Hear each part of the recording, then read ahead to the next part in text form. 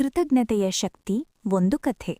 ಸಾಮಾನ್ಯವಾಗಿ ನಾವು ನಮ್ಮ ಜೀವನದಲ್ಲಿರುವ ಸಮಸ್ಯೆಗಳ ಬಗ್ಗೆ ದೂರು ಹೇಳುತ್ತಿರುತ್ತೇವೆ. ಆದರೆ ದೂರು ಹೇಳುವುದು ಜೀವನವನ್ನು ಭಾರವಾಗಿಸುತ್ತದೆ. Complaining does not change anything, it only makes your life more worse. ಸಮಸ್ಯೆಗಳ ಮೇಲೆ ಗಮನಹರಿಸುವ ಬದಲು ಪರಿಹಾರಗಳನ್ನು ಹುಡುಕಿ. ದೂರು ಹೇಳುವುದನ್ನು ನಿಲ್ಲಿಸಿ ನಿಮ್ಮ ಜೀವನದಲ್ಲಿ ನಿಜವಾದ ಬದಲಾವಣೆಯನ್ನು ತರುವಂತಹ ಯಾವುದನ್ನಾದರೂ ಪ್ರಾರಂಭಿಸಿ. ಈ ಕಥೆಯಲ್ಲಿರುವ ನಮ್ಮ ಚಿಕ್ಕ ಆಮೆಯಂತೆ. ನೀವು ಕೇಳ್ತಾ ಇದ್ದದ್ದು ಕೃತಜ್ಞತೆಯ ಶಕ್ತಿ, ಒಂದು ಚಿಕ್ಕ ಕಥೆ. ಹಾಗಿದ್ರೆ ಇಂದಿನ ಕಥೆಯೊಳಗೆ ಹೋಗೋಣ. ಒಂದು ಕಾಲದಲ್ಲಿ ಒಂದು ಚಿಕ್ಕ ಆಮೆ ಬಿಸಿಯಾದ ಮರಳು ಮೈದಾನದಲ್ಲಿ ಬದುಕುತ್ತಿತ್ತು. ಅದರ ಜೀವನ ತುಂಬಾ ಕಷ್ಟಕರವಾಗಿತ್ತು. ಅದು ಸದಾ ಅಸ್ವಸ್ಥವಾಗಿದ್ದು ಅದರ ದೇಹ ದುರ್ಬಲವಾಗಿತ್ತು. ಮನೆಯಿಲ್ಲ, ಆಹಾರ ಇಲ್ಲ, ನೀರಿಲ್ಲ, ಕೇವಲ ಏಕಾಂತ, ನೋವು ಮತ್ತು ದುಃಖ ಮಾತ್ರ. ಒಂದು ದಿನ ಒಂದು ಬಿಳಿ ಪಾರಿವಾಳ ಆ ಮರಳು ಮೈದಾನವನ್ನು ದಾಟುತ್ತಿತ್ತು. ಚಿಕ್ಕ ಆಮೆ ಅದನ್ನು ನೋಡಿ ದುರ್ಬಲವಾಗಿ ಕೇಳಿತು. ನೀವು ಎಲ್ಲಿಗೆ ಹೋಗುತ್ತಿದ್ದೀರಿ? ಪಾರಿವಾಳ ಹೇಳಿತು. ನಾನು ಸ್ವರ್ಗಕ್ಕೆ ಹೋಗುತ್ತಿದ್ದೇನೆ. ಇದನ್ನು ಕೇಳಿದ ಆಮೆಯ ಕಣ್ಣುಗಳಲ್ಲಿ ಒಂದು ಚಿಕ್ಕ ಆಶೆ ಮೂಡಿತು. ಅದು ನಿಧಾನವಾಗಿ ಹೇಳಿತು, ದಯವಿಟ್ಟು ದೇವರನ್ನು ಕೇಳಿ, ನನ್ನ ಕಷ್ಟ ಯಾವಾಗ ಮುಗಿಯುತ್ತದೆ? ನನ್ನ ಕೆಟ್ಟ ದಿನಗಳು ಯಾವಾಗ ಒಳ್ಳೆಯ ದಿನಗಳಾಗುತ್ತವೆ? ಪಾರಿವಾಳ ಒಪ್ಪಿಕೊಂಡು ತನ್ನ ಪ್ರಯಾಣವನ್ನು ಮುಂದುವರಿಸಿತು.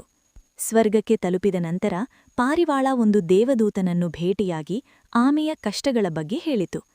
ದೇವದೂತನು ಹೇಳಿದನು, ದೇವರು ಆ ಆಮೆಗೆ ಇನ್ನೂ 10 ವರ್ಷಗಳ ಕಷ್ಟವನ್ನು ಬರೆದಿದ್ದಾನೆ. ಅಷ್ಟರ ತನಕ ಸಂತೋಷ ಇಲ್ಲ. ಇದನ್ನು ಕೇಳಿದ ಪಾರಿವಾಳ ದುಃಖಪಟ್ಟಿತು.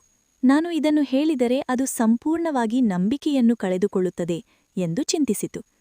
ಅದಕ್ಕೆ ದೇವದೂತನು ಮೃದುವಾಗಿ ಹೇಳಿದನು, ಅದಕ್ಕೆ ಈ ಮಾತನ್ನು ಹೇಳು, ಪ್ರತಿ ಪರಿಸ್ಥಿತಿಯಲ್ಲೂ ದೇವರೇ ಎಲ್ಲಕ್ಕಾಗಿಯೂ ಧನ್ಯವಾದಗಳು ಎಂದು ಪ್ರತಿದಿನ ಹೇಳಲಿ. ಪಾರಿವಾಳ ಹಿಂತಿರುಗಿ ಆ ಸಂದೇಶವನ್ನು ಆಮೆಗೆ ತಿಳಿಸಿತು. ಆಮೆಗೆ ಅದು ಸಂಪೂರ್ಣವಾಗಿ ಅರ್ಥವಾಗಲಿಲ್ಲ. ಆದರೂ ಅದು ತನ್ನ ಆಶೆಯನ್ನು ಕಳೆದುಕೊಳ್ಳಲಿಲ್ಲ. ಆ ದಿನದಿಂದ ಯಾವ ಪರಿಸ್ಥಿತಿಯಲ್ಲಿದ್ದರೂ ಅದು ಹೇಳಲು ಶುರುಮಾಡಿತು, ದೇವರೇ ಎಲ್ಲಕ್ಕಾಗಿಯೂ ಧನ್ಯವಾದಗಳು. ಕೆಲವು ದಿನಗಳು ಕಳೆದವು ಮತ್ತು ಒಂದು ಅದ್ಭುತ ಸಂಭವಿಸಿತು. ಭಾರೀ ಮಳೆ ಸುರಿಯಿತು.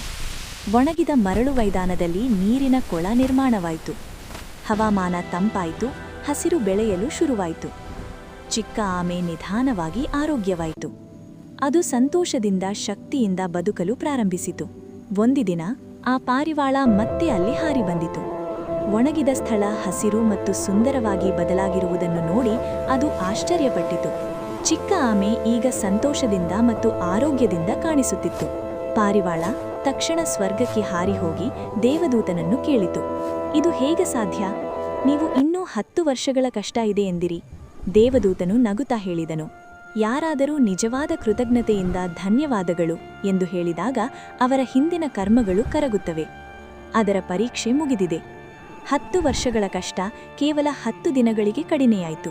ಕಥೆಯ ಸಾರಾಂಶ: ಕೃತಜ್ಞತೆ ಮಾತ್ರ ಜೀವನವನ್ನು ಹಗುರವಾಗಿಸುತ್ತದೆ.